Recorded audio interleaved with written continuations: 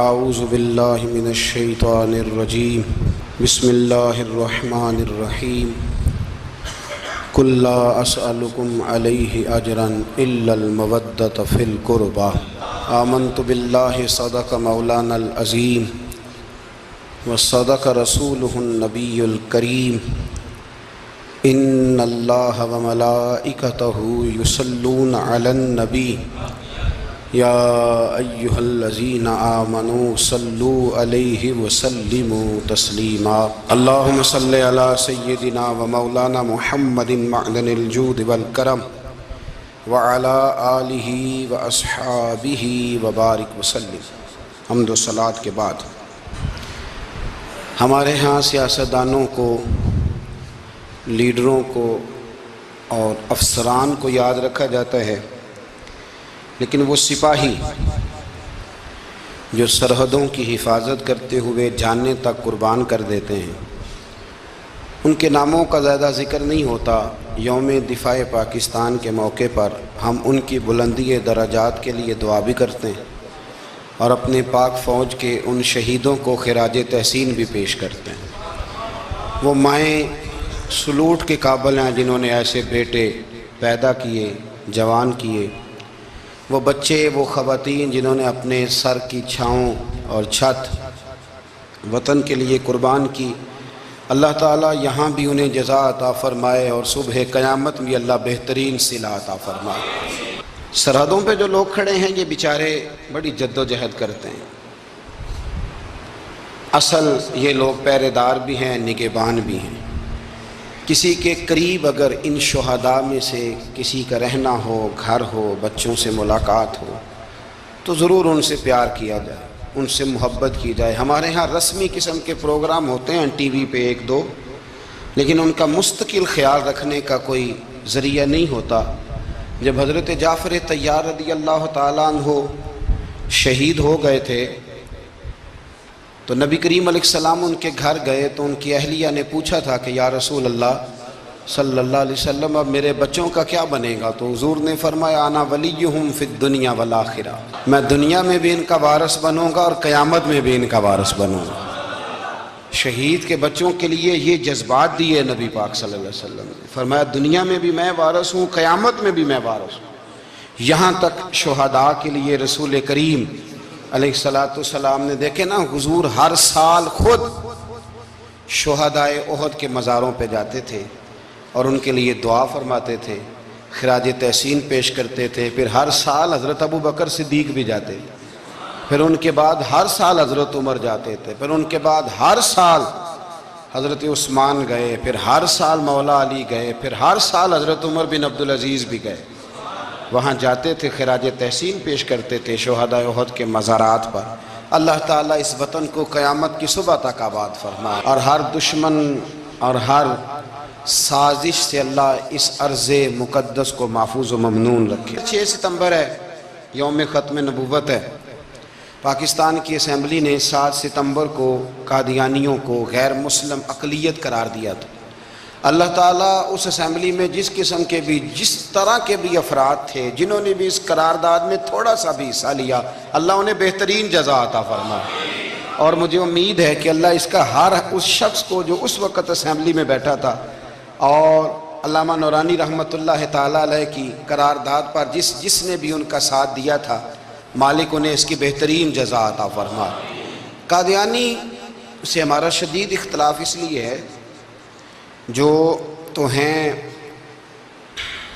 عیسائی، وہ تو ایک الگ دین مانتے ہیں، بات ختم ہو گئی، ٹھیک ہے، وہ اپنا عبادت گاہیں بھی بناتے ہیں، سارا کچھ کرتے ہیں، کریں۔ قادیانی کا یہ مسئلہ ہے کہ وہ دین اسلام کے اندر نقب زنی کرتا ہے، وہ دین کا حلیہ بگاڑتا ہے۔ وہ کہتا ہے کہ نبی پاک علیہ السلام کے بعد بھی کوئی نبی آ سکتا ہے، اور حضور کا کلمہ پڑھنے کے باوجود وہ ارتداد کی بات کرتا ہے۔ اس لیے اس کے ساتھ مسلمان کا اختلاف زیادہ سخت ہے کہ عیسائی کم از کم اسلام کا حلیہ تو نہیں نہ بگاڑتے، ایک الگ دین کو مانتے، اور یہ کلمہ پڑھ کے، قرآن پڑھ کے، ایک نئے نبی کا تصور پیش کر کے ایک ایسا دروازہ کھولتے ہیں کہ جو دین کی ساری شکل و صورت کو بگاڑ دے گا۔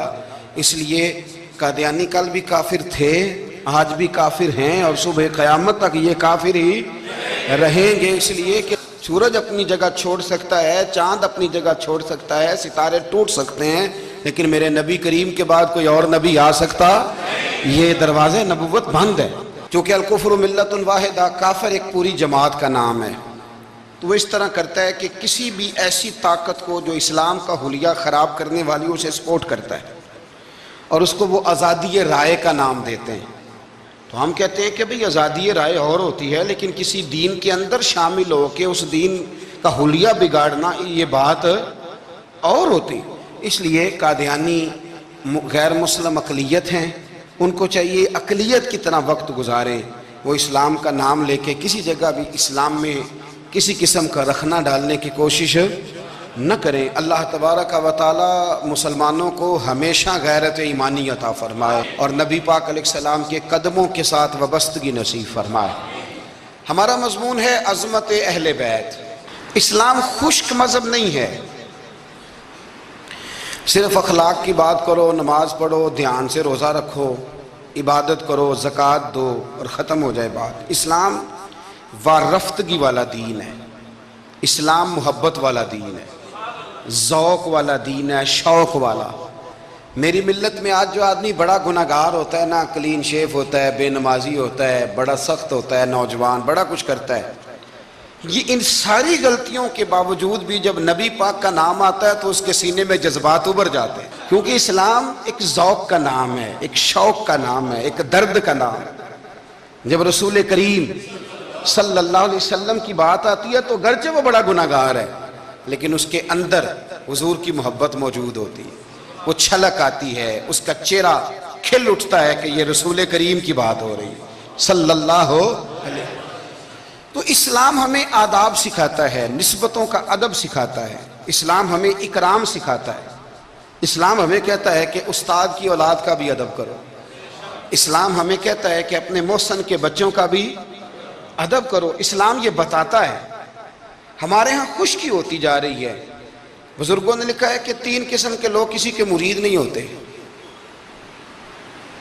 ایک چودھری صاحب جو ہوتے ہیں وہ بھی کسی کے عقیدت مند ہو سکتے، ان کے اپنے بڑے مرید ہوتے ہیں۔ تو اسی طرح جو آدمی پڑھ لکھ جائے اس کا بھی کوئی پیر، کوئی مرشد، کیونکہ وہ خود سب سے زیادہ پڑھا لکھا ہے۔ اور تیسرا جو آدمی مالدار ہو، سیٹھ صاحب ہو، اس کا بھی کوئی رہنما، مقتدا، کیونکہ وہ کیسے جھکے گا کسی کے آگے، سلوٹ کیسے کرے گا۔ چند لوگ ایسے ہیں معاشرے میں جو دور ہو جاتے ہیں کیف سے، سرور سے، وہ نہیں سمجھتے کہ ادب آداب کس چیز کا نام ہے۔ لوگوں نے سمجھا اسلام میں خشک مذہب ہے۔ پڑھیے قرآن پاک کا 15واں سپارہ آخر سے 16واں شروع سے۔ حضرت خضر علیہ السلام گئے، ایک دیوار گر رہی تھی، اللہ کے رسول نے محنت کر کے جو کام مزدور کرتا ہے وہ کام پیغمبروں نے کیا۔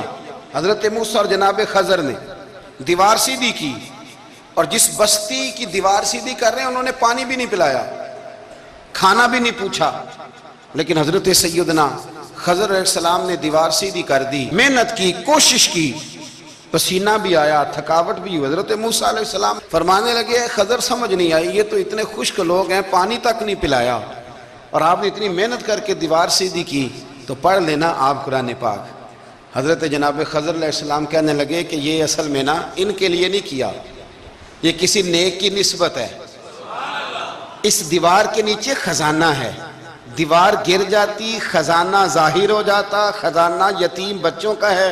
اور یہ قرآن مجید نے فرمایا وَقَانَ أَبُوهُمَا صَالِحًا، اور فرمایا یہ اس لیے ان بچوں کا خزانہ بچایا ہے کہ ان کا باپ بڑا نیک آدمی تھا۔ قاضی ثناء اللہ صاحب پانی پتی تفسیر مظہری میں لکھتے ہیں کہ وہ ڈائریکٹ باپ نہیں تھا، دادا نہیں تھا، پردادا نہیں تھا، بلکہ 7ویں پشت میں جا کے ان کا باپ بنتا تھا۔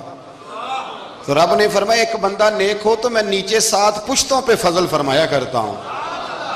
اگر ایک بندہ نیک ہو اور 7ویں نسل میں جو اس کی اولاد ہو، اس کے خزانے کی حفاظت کے لیے اللہ نبیوں کی ڈیوٹی لگاتا ہے، تو بتائیے پھر میرے نبی کی اولاد کی کیا شان ہو، پھر اہل بیت نبوت کا کیا مقام ہوگا، پھر رسول اللہ کے خاندان کا کیا مرتبہ ہوگا۔ ہم لوگ سمجھتے ہیں کہ بھئی مفت میں سلوٹ کیوں کریں جی، پیار کیا ہوتا ہے، ادب کیا ہوتا ہے؟ پہلی بات یہ ہے کہ ادب ادب ہی ہوتا ہے۔ اماں انگوٹھا چھاپ ہے، بالکل ان پڑھ ہے، ناظرہ قرآن مجید بھی نہیں پڑھنا آتا، بیگم صاحبہ نے ایم اے بی ایڈ اس کے بعد ایم فل میں داخلہ لیا ہوا ہے، ادب کس کا کرنا ہے، بیگم کا کہ اماں کا؟ اماں تو ان پڑھ ہے، بیوی پڑھی لکھی ہے، اسے تو ایم اے کیا ہوا ہے، بی ایڈ بھی کیا ہوا ہے، ایم فل کر رہی ہے، اماں کا کیوں ادب کرنا ہے؟ اس لیے کہ اماں کا ادب اللہ رسول نے بتایا ہے۔ اماں کا ادب ہو سکتا ہے بیوی بڑی اچھی قاریہ ہو، عمدہ قرآن پڑھتی ہو، حافظہ ہو، عالمہ ہو، اماں کو ناظرہ بھی نہ پڑھنا ہے، پر جنت پھر بھی ماں کے قدموں کے نیچے ہی ہے۔ یہ سمجھ لیں ادب والے کا ادب۔ امام راضی نے ایک بات لکھی ہے، وہ کہتے ہیں جو قاضی ہوتا ہے نا، قاضی جج، اس کے آداب لکھے ہیں امام راضی۔ فرماتے ہیں اگر جج کے پاس مقدمہ آ جائے نا باپ اور بیٹے کا آپس میں جھگڑا ہے، اسے پتہ چل جائے کہ باپ سچا ہے بیٹا جھوٹا ہے، تو 100 دفعہ کہہ دے کہ باپ سچا ہے بیٹا جھوٹا ہے، باپ سچا ہے بیٹا جھوٹا ہے، باپ سچا ہے بیٹا جھوٹا ہے۔ لیکن اگر اسے پتہ چل جائے نا کہ بیٹا سچا ہے اور ابا غلطی پہ ہے، اب یہ تو 100 دفعہ کہے کہ بیٹا ٹھیک کہتا ہے، بیٹا سچا ہے، بیٹا سچا ہے، پر ایک دفعہ بھی یہ نہ کہے کہ ابا جھوٹا ہے۔ حالانکہ مطلب یہی ہے، اگر بیٹا سچا ہے تو پھر خود بخود سمجھ آتی ہے کہ ابا جی غلطی پہ ہیں۔ لیکن ادب کا تقاضا یہ ہے کہ جج بھی یہ نہ کہے کہ باپ جھوٹا ہے، اگرچہ وہ غلطی پر ہے، یہ تو کہہ دے کہ بیٹا، اس لیے کہ ادب والے کا جو مقام ادب ہے وہاں ادب کیا جائے گا، جو مقام اکرام ہے وہاں اکرام، وہاں آپ خشک نہیں بنیں گے، جہاں جھکنا ہے وہاں بہرحال جھکنا ہے، جہاں سلوٹ کرنی ہے بہرحال وہاں سلوٹ کرنی ہے۔ جن کا ہمارے اوپر ادب لازم ہے ہم نے ان کا ادب۔ امام اعظم ابو حنیفہ رحمۃ اللہ علیہ ایک جنگل میں ایک باغ میں بیٹھے تھے، شاگرد ساتھ تھے، امام ابو یوسف تھے اور بھی آپ کے شاگرد تھے، تو کچھ لکھ رہے تھے۔ علماء جب کتابیں لکھتے ہیں تو 20 کتابیں انہوں نے کھول کے نشانیاں رکھ کے دائیں بائیں رکھی ہوتی ہیں، مختلف قسم کے نوٹس ہوتے ہیں، بڑا کچھ بکھرا ہوا تھا، شاگرد تھے۔ باغ کے ایک کونے میں بچے کھیل رہے تھے، وہ بچوں میں سے ایک بچے کی گیند آ گئی باغ میں، بچہ گیند لینے آیا تو امام صاحب اٹھ کے کھڑے ہو گئے، تو کاغذ شاغذ سارے بکھر گئے، بچہ گیند لے کے چلا گیا، شاگرد چپ رہے، چلو دوبارہ سے کتابیں سمیٹی، ڈھونڈا سارا کچھ، پھر سے کام شروع ہوا، چند منٹ گزرے تو بچہ پھر آ گیا گیند لینے، امام صاحب پھر اٹھے، پھر سارا کچھ بکھر گیا، شاگردوں نے برداشت کیا، سارے شاگردوں میں برداشت بھی نہیں ہوتی، شاگردوں کی بھی موج ہوتی ہے، شاگردوں مریدوں کا بھی اپنا اپنا وقت ہوتا ہے خدمت کرنے کا، اپنا اپنا سٹائل ہوتا ہے ادب کرنے کا۔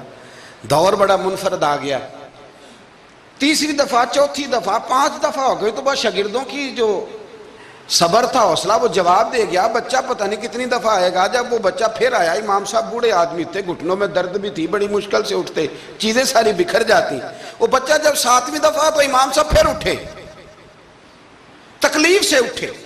امام ابو یوسف عرض کرنے لگے حضور یہ بچہ ہے، اس کی تو ڈیوٹی لگی ہوئی ہے گیند لانے کی، تو 100 دفعہ آئے گا۔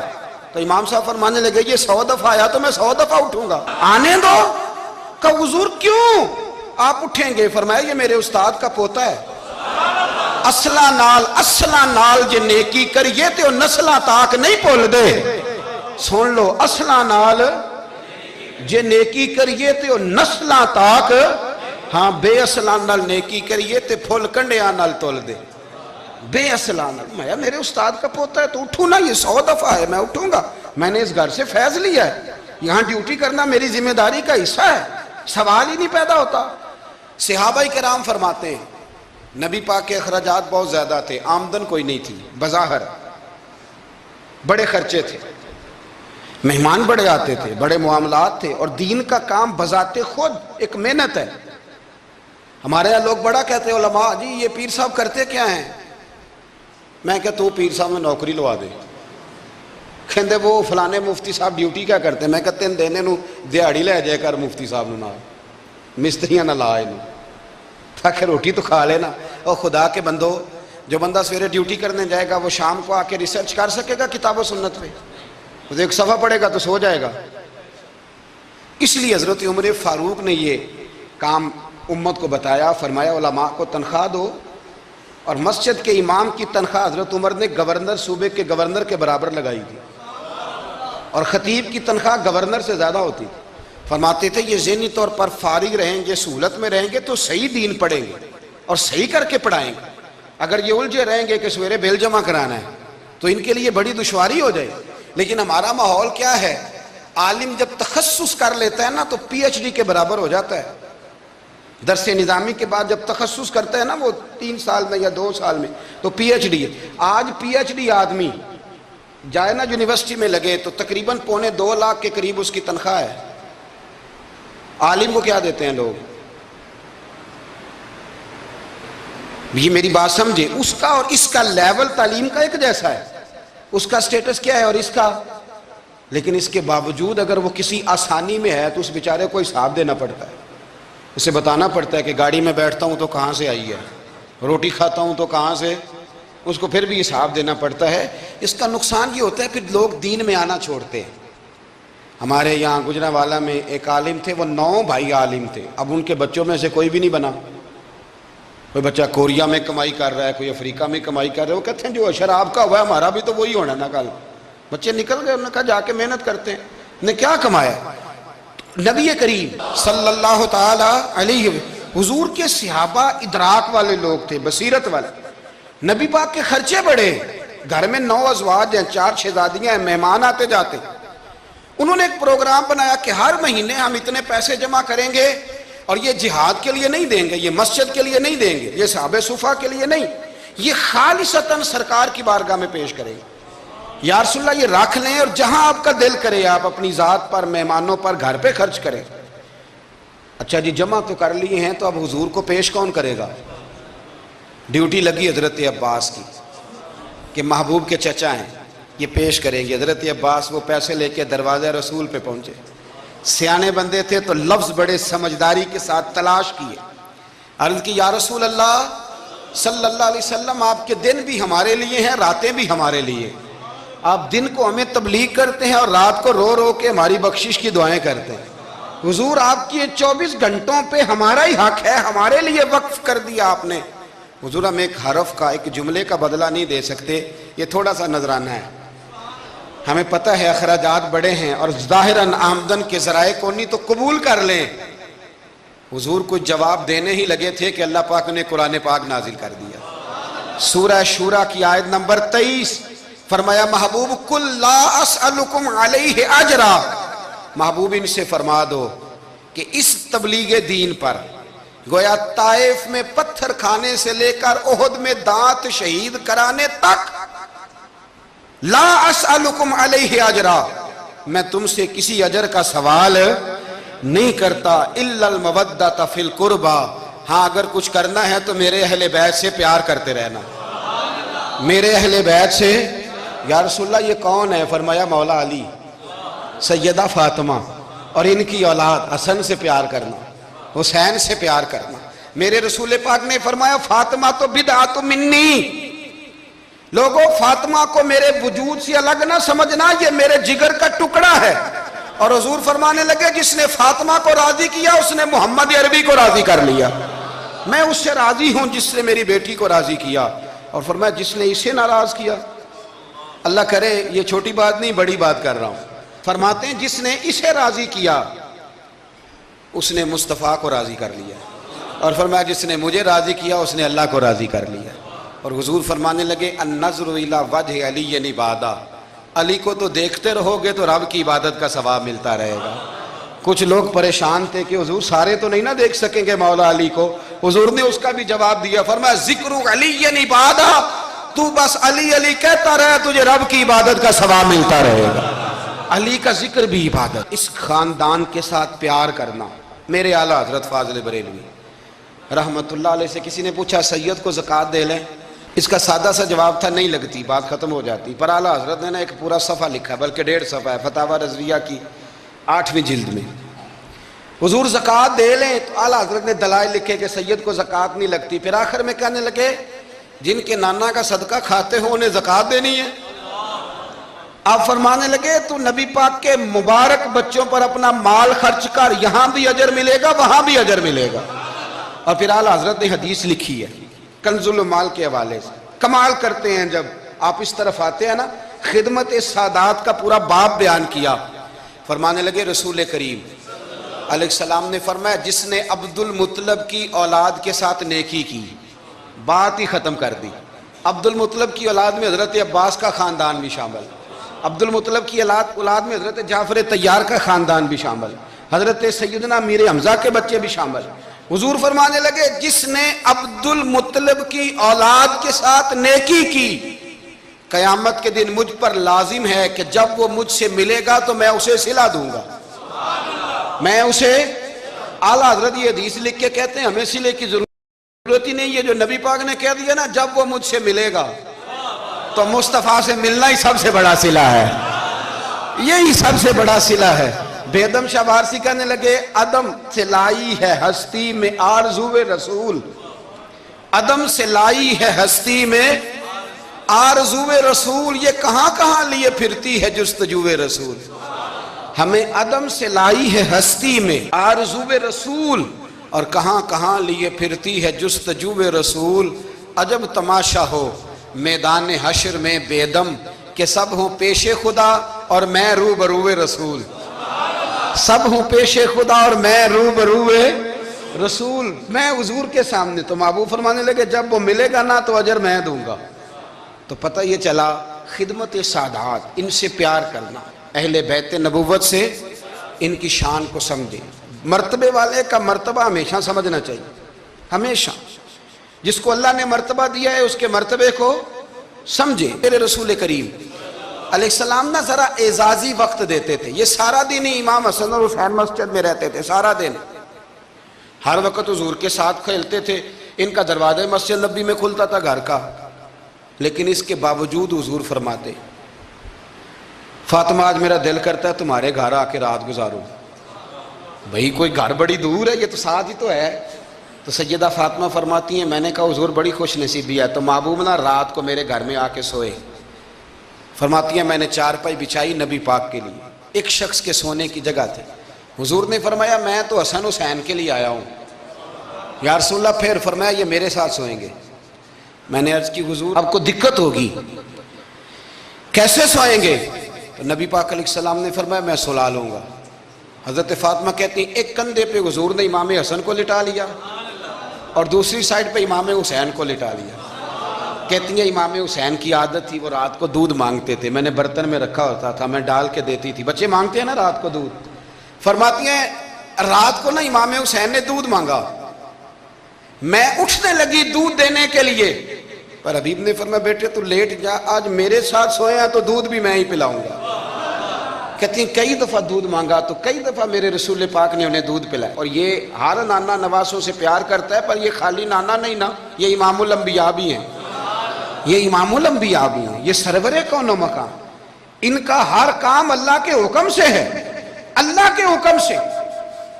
حضرت سیدنا عبداللہ ابن عمر رضی اللہ تعالیٰ عنہ فرماتے ہیں کہ نبی پاک نے پیغام بھیجا سیدہ فاطمہ کو، فرمایا حسن کو بھیجو میرا ملنے کو دل کر رہا ہے. تو کہتی ہیں وہ گھر میں نا دیر ہو گئی امام حسن کو آنے میں. اعلیٰ حضرت فرماتے ہیں مجھے لگتا ہے کہ بی بی صاحبہ غسل کرانے لگ گئی تھی، کپڑے تبدیل کرا رہی تھی. مائیں کرتی ہیں نا بچہ باہر جانے لگا تھے واپس آ پہلے کپڑے بدل، تو ذرا دیر ہو گئی. تو نبی پاک بے چین ہو گئے، میں حسن آ کیوں نہیں رہا میرا ملنے کو دل ہے. فرماتے تھوڑی دیر گزری تو امام حسن نے دروازہ کھولا سیدہ پاک کا. جب دروازہ کھولا تو رسول کریم نے دونوں بازو یوں کھول دیے اور نبی پاک گھٹنوں کے بل زمین پر بیٹھ گئے. امام حسن بھی جب اندر سے نکلے تو انہوں نے بھی یوں بازو کھولے. تو کہتے ہیں رسول کریم کے جب گلے سے آ کے لگے تو عبداللہ ابن عمر کہتے ہیں میں نے حضور کی آنکھوں میں آنسو دیکھے اور محبوب ان کا ماتھا چوم کے کہنے لگے اے اللہ میں ان دونوں سے محبت کرتا ہوں، تو بھی ان سے محبت فرما. میرے اللہ جو میرے حسن حسین سے محبت کرے اس بندے سے بھی محبت فرما، جو ان سے پیار کرے اس سے بھی.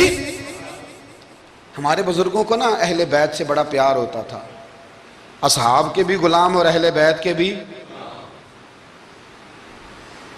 میں نے کہا ہے کہ اب ہمارے مزاجوں میں نا خشکی آ گئی ہے، اور جی اخلاق کی بات کریں، جی سیدھی سیدھی نماز روزے کی بات کریں، اصول کی. وہ جو ادب تھا، وہ جو عشق تھا، وہ جو وارفتگی تھی، وہ حسن کدھر گیا؟ حضرت عمر سے زیادہ تو اصول پسند کوئی نہیں نا، ان سے زیادہ سخت مزاج اصول پسند بندہ تو کوئی نہیں نہ ملے گا امت کو۔ امام حسین 10 سال عمر تھی، بچے تھے، مسجد میں آئے، حضرت عمر خطبہ دے رہے، جہاں اصول کی بات ہوگی وہاں اصول کی ہوگی، اور جہاں عشق کی ہوگی، جہاں عشق کی ہوگی، نماز پڑھا کہ میں تہیں ول ویکھا مینوں تے کعبہ بھول گیا آئی۔ تو امام حسین آئے مسجد نبی میں، حضرت عمر خطبہ دے رہے تھے، مولا علی کے ساتھ آئے بچے جمعہ پڑھنے، امام حسین آئے تو جناب عمر کے سامنے کھڑے ہو گئے، کہنے لگے عمر نیچے اترو، میرے نانا کا ممبر ہے۔ حضرت علی نے بازو تھاما، کہا یہ کیا کہہ رہے ہو؟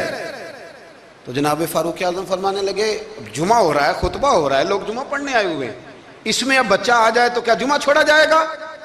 لیکن جہاں ادب ہے وہاں ادب ہے۔ حضرت علی کہنے لگے حسین یہ کیا کہہ رہے ہو، بیٹھ جاؤ۔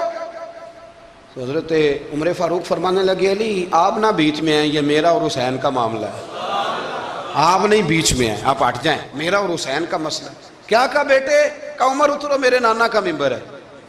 اتنا بڑا آدمی جسے کیسر و کسرا ہلا نہ سکے، جو درہ مارے تو زمین کا زلزلہ رک جائے، جو سورج کو حکم دے تو سورج چہرہ بدل جائے، وہ شخص جو دریا کو خط لکھے تو خشک دریا بہنے لگے، عمر اترو میرے نانا کا ممبر ہے۔ فاروق اعظم زمین پہ اتر آئے، ہاتھ باندھ کے کھڑے ہو گئے، کہنے لگے حسین میں اتر گیا ہوں پتر، ممبر تو تیرا ہے یا تیرے نانا کا ہے؟ ختم ہو گئی بات۔ تو حضرت امام حسین کہنے لگے جا کے اپنے نانے کے ممبر پہ بیٹھ جا۔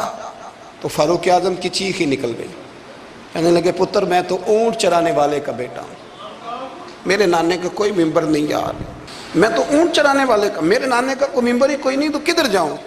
تو امام حسین کہا اچھا کوئی نہیں ممبر آپ کے نانا کا کوئی نہیں؟ کہا نہیں۔ چل ٹھیک ہے پھر میرے نانا کے ممبر پہ بیٹھ جاؤ، اور میرے نانا کے ممبر پہ بیٹھ جاؤ۔ مجھے لگتا ہے فاروق اعظم بولے ہوں گے، انہوں نے کہا ہوگا کہ لوگوں میں مرضی سے نہیں بیٹھا، مجھے ابو بکر نے بٹھایا تھا، پھر حسین کے کہنے پہ اترا ہوں، اب دوبارہ مجھے حسین ابن علی نے بٹھایا ہے، کسی میں جرت ہے تو عمر کو ہلا کے دکھائے، طاقت ہے تو بھئی یہ پیار رسول اللہ کے خاندان سے، یہ وارفتگی، یہ ذوق، ہم تو ہٹ گئے ان چیزوں سے۔ شیخ الاسلام والمسلمین خواجہ قمر الدین سیالوی، خواجہ صاحب سچ مچ کے شیخ الاسلام تھے، اور اللہ تعالیٰ نے انہیں بڑا ہی اعزاز عطا فرمایا، بڑی بات تھی، ایسے شیخ بھی کم دنیا میں ہوتے ہیں، اور 20 علماء ان کے مرید تھے۔ پنڈی کے علاقے میں نا اپنے بہت سارے علماء، کسی علماء کی میٹنگ میں گئے تھے، علماء کافی تھے، تو ایک سید عالم تھے، انہوں نے نماز پڑھائی، عالم بھی تھے اور سید بھی تھے، جماعت کرائی، تو نماز کے بعد پتہ چلا کہ کوئی ایسی واضح غلطی ہو گئی ہے کہ نماز ہوئی نہیں۔ اب ہمارے تو کسی نمازی کو کسی مسئلے کا پتہ چل دے دوسروں کو جینے نہیں دیتا، کہتا صرف میری نماز ٹھیک ہے تم سب کی غلط ہے، اور پھر بندہ عالم ہو، اسے پتہ ہو مسئلے کا، تو پھر وہ سانس لینے دے، یہ بڑا مشکل کام ہے۔ علم یہاں بالکل زیادہ ہو تو پھر بندے کو حوصلہ ہوتا ہے، اس پہ کو پتہ ہے تھوڑا پانی ہوتا ہے نا برتن میں تو آوازیں زیادہ نکالتا ہے۔ علماء سارے کہنے لگے جی جلدی سے بتائیں جی حضرت صاحب وہ نماز نہیں ہوئی، تو خواجہ صاحب فرمایا چپ کر جو، پتہ مجھے بھی ہے نماز نہیں ہوئی، پر مسئلہ یہ ہے میرا مولوی نہیں نا، یہ رسول اللہ کا خاندان ہے، اور تیری نسل پاک میں ہے بچہ بچہ نور کا، فرمایا یہ حضور کا خاندان ہے، چپ کر جاؤ، طریقے سے بات کرنی، ادب سے، اور کوئی عالم ہوتا تو میں لقمہ دیتا، یہ سادات ہیں، چپ کرو۔ چلو کہنے لگے میں نہ سوچ رہا ہوں کہ کوئی جملہ مل جائے تو شاہ جی کو کہوں کہ نماز نہیں ہوئی، حالانکہ بڑے عالم تھے خواجہ صاحب، بہت زبردست قسم کے محقق عالم۔ تھوڑی دیر کے بعد کہنے لگے لو جی مجھے نا مل گیا جملہ، میں شاہ جی کو بتانے لگا ہوں۔ کب بتائیں؟ تو سلام لیا آگے جا کے، شاہ جی کے ہاتھ چومے، کہنے لگے حضور آپ کے پیچھے نماز پڑھی ہے، سید ہیں تو مزہ بڑا آیا ہے، ان 4 رکعتوں کا بڑا ہی مزہ آیا ہے، ہمارا دل کرتا ہے ایک دفعہ یہی نماز دوبارہ نہیں پڑھا دیتے، مزہ ہی بڑا ہے نا، ذرا ایک دفعہ دوبارہ نہیں پڑھا دیتے نماز، مزہ بڑا ہے۔ تو شاہ جی کہنے لگے لگ مجھے بھی رہا تھا نماز کوئی نہیں ہوئی، پر میں کہہ رہا تھا شاید میرا وہم ہی ہو، لگ رہا تھا کہ نماز نہیں ہوئی۔ تو آپ بڑے سمجھدار آدمی ہیں، آپ نے سید کا ادب بھی بچا لیا ہے اور مسئلہ بھی بتا دیا ہے۔ تیری نسل پاک میں ہے بچہ بچہ نور کا، تو ہے عین نور تیرا سب گھرانہ نور کا، حضرت ابو ہریرہ رضی اللہ تعالیٰ عنہ امیر المومنین فی الحدیث، یہ بھی مومنوں کے امیر ہیں علم حدیث میں۔ یوں بیٹھے تھے سارے طالب علم آپ کے سامنے، حدیثیں سننے والے سینکڑوں لوگ، حضرت ابو ہریرہ حدیثیں بیان کر رہے۔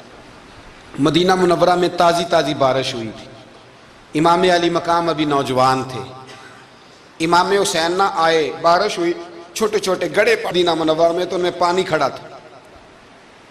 امام حسین نے نا قدم رکھا زمین پہ تو آپ کے پیروں کو نا تھوڑی مٹی لگ گئی۔ مٹی بھی کیا تھی؟ مدینے کی مٹی تھی، مٹی آپ کے قدموں کو لگ گئی۔ شاگرد کو بھی بندہ کہہ سکتا ہے کہ جا ذرا امام صاحب کو کپڑا دے کوئی پیر صاف کرنے، کسی کو بھی کہہ سکتا ہے۔ اور پھر بندہ پڑھا رہا ہو، بیٹھا ہو، اس کے سامنے عقیدت والے سننے والے لوگ آئے ہو، وہ سمجھتا ہے میرا کوئی قد کاٹ ہے، بڑی بات ہے میری، وہ پھر اس طرح ادب اداب کرے۔ جب امام حسین نے قدم رکھا نا زمین پہ مٹی لگ گئی تو اب شاگردوں کا منہ اس طرف تھا، حضرت ابو ہریرہ کا ادھر تھا، وہ دیکھ رہے تھے۔ تو جناب ابو ہریرہ جلدی سے اٹھے، خود اٹھے، شاگردوں کا حلقہ چیرتے ہوئے گزرے اور امام علی مقام کے نا پیروں میں جا کے بیٹھ گئے۔ حضرت ابو ہریرہ کی داڑھی سفید، امام حسین کی کالی۔ حضرت ابو ہریرہ نے اپنی پگڑی کھولی اور امام حسین کے پیر صاف کرنے لگے۔ پیر حضرت امام حسین نے قدم پیچھے کھینچے اور کہا آپ کیا کر رہے ہیں؟ آپ بزرگ ہیں، میں تو جوان ہوں، یہ کیا کر رہے ہیں؟ تو حضرت ابو ہریرہ رو پڑے، کہنے لگے حسین میں کالی داڑھی کا ادب نہیں کر رہا، میں خون رسول کا احترام کر رہا ہوں، میں خون رسول کا ادب کر رہا ہوں۔ یہ نبی پاک کا خاندان، یہ رسول اللہ صلی اللہ تعالی علیہ وسلم کا خاندان ہے۔ اس خاندان نبوت کا اکرام کرنا، ان کا احترام کرنا، ان سے پیار کرنا، ان کی قدر کرنا، ان کے لیے اپنے دل میں آنکھوں میں عزت رکھنا، ان کے لیے شفقت کے بازو کھولنا، یہ چیز اللہ کو بھی راضی کرتی ہے، اللہ کے رسول کو بھی راضی کرتی ہے۔ فقیر آتا ہے ہمارے دروازے پہ مانگنے، آگے بھلا کیا کہتا ہے؟ تیرے بچے جیتے رہیں۔ پیسے بچے کماتے ہیں کہ ابا جی؟ دینے کس نے؟ بچوں کا نام کیوں لیتا ہے؟ اسے کہنا چاہیے اللہ تیرے کاروبار میں برکت کرے، کمانے والا زندہ رہے۔ وہ کیا کہتا ہے؟ بچے، بھائی پیسے بچوں نے کمائے ہیں، کوئی بچوں نے دینے ہیں، تیرے بچے۔ اس کا مطلب یہ ہے کہ جو جس کے بچوں سے بھی پیار کرے وہ بندہ اچھا لگتا ہے، جو جس کے بچوں سے بھی محبت کرے وہ بندہ اچھا لگتا ہے، وہ پیارا لگتا ہے۔ تو میرے بھائی جو مصطفیٰ کے بچوں سے پیار کرے، جو رسول اللہ صلی اللہ علیہ وسلم کے بچوں کا احترام کرے، جو حضور کی نسل پاک کا ادب کرے۔ میرے اعلیٰ حضرت رحمت اللہ علیہ کا طریقہ تھا کہ اگر کچھ سید شاگرد آتا تھا نا، سید زادہ، تو اعلیٰ حضرت اس طرح کرتے تھے کہ جہاں استاد بیٹھتا ہے وہاں اسے بٹھاتے تھے، اور جہاں لائنوں میں پھٹیوں پہ شاگرد بیٹھ کے پڑھتے ہیں وہاں خود بیٹھتے تھے، اور فرماتے تھے شاہ جی یہ آپ کے گھر کا ہی ہے سارا کچھ، چلو ڈیوٹی ہماری لگ گئی تھی بتانے کی تو میں آپ کو پڑھا دیتا ہوں، یہ آپ کا ہی ہے۔ آپ حضرت عمر بن عبدالعزیز کے پاس کوئی سید زادہ آتا تھا تو آپ تخت سے اتر آتے تھے، اس کو تخت دیتے تھے، کرسی دیتے تھے، اس پر بٹھاتے تھے۔ اب تو خشکی ہے تو نہ استاد کا ادب ہے، نہ عالم کا ادب ہے، نہ سفید داڑھی والے بزرگ کا ادب ہے، تو باتیں ہیں، کہانیاں ہیں، داستان سرائی۔ ادب والا آدمی سمٹا ہوا ہوتا ہے، ادب والا بندہ مہذب آدمی ہوتا ہے، اس میں بہت ساری جگہوں پہ شرم ہوتی ہے، بڑے معاملات ہوتے ہیں، بڑی ساری آزمائشیں۔ اللہ تبارک و تعالی ہمیں اہل بیت نبوت کا پیار عطا فرمائے۔ آخر دعوانا